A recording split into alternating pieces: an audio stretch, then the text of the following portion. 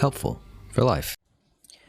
All right, so one of the beautiful things heat can do is it can transform the flavor and the texture of the food. So one of those things is called caramelization.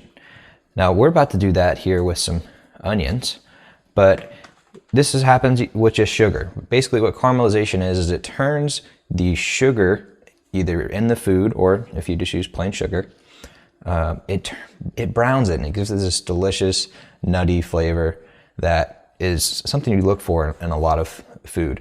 If you ever had caramel the candy, that's what it is. It's caramelized sugar. So let's go ahead and get started and see what it's like when the natural sugars in the onion start to caramelize. So we're gonna start by lighting this. And we're gonna put it on medium heat. Plop in some butter. We've got a decent amount of onion, so we'll put in a decent amount of butter. Couple of pads, and you can always add more.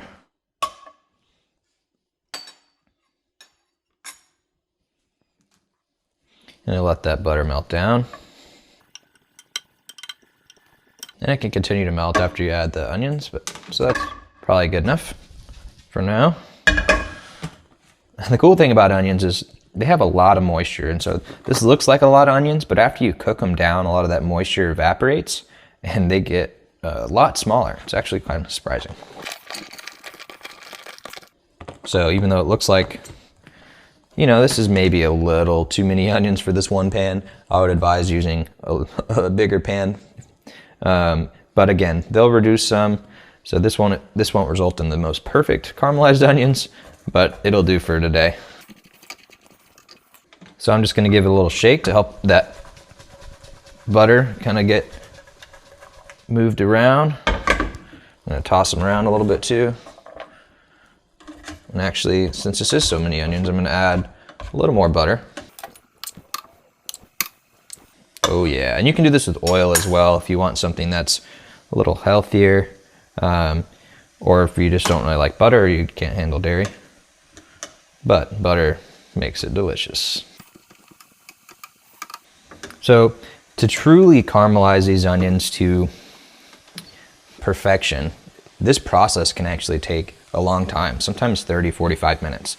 We're not gonna go that full length today because we are using these in tacos, and I like them to have a little bit of a bite to them, and once you fully caramelize them, they get really soft and almost like an onion jam. So they're delicious, but sometimes you can't wait that long. So one tip is to make them in advance. You can put them in the fridge or freezer. Another tip is if you add a pinch of baking soda, just a very small amount, and to the onions, obviously the more onions you use, the more baking soda you need. It will help that caramelization speed up. Now, the downside of this is it can affect the texture. We did it one time, and I think we added a little bit too much baking soda, and it became a little more mushy. And I think you get a little bit of that regardless of how much baking soda you use, because part of the chemical reaction that goes on. But if you're in a pinch baking soda. Anyways, if you're in a pinch, you can add a little baking soda to speed that up, and it takes closer to 10, 15 minutes instead of 45. So let's just get this butter nice and coating all these onions. So even though it takes a while, one nice thing about it is it's pretty hands-off. It actually caramelizes a little better if you just let it sit in the pan and let the bottom layer, which hopefully if you use a bigger pan is your only layer, helps that layer caramelize right on the pan. And I don't know, every couple minutes or so you're gonna wanna come back and stir them around. But you do wanna let them sit. You don't wanna be stirring constantly or you won't get the best effect. So we're gonna let you guys watch that a little bit sped up, and we'll see you on the other side.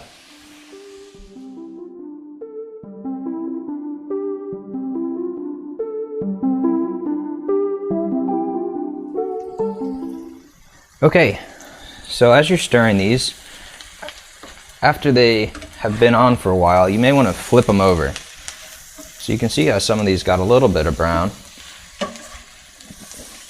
Still working their way through.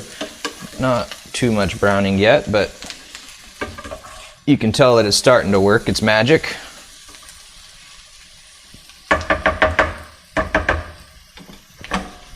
Stir, shake, and sit.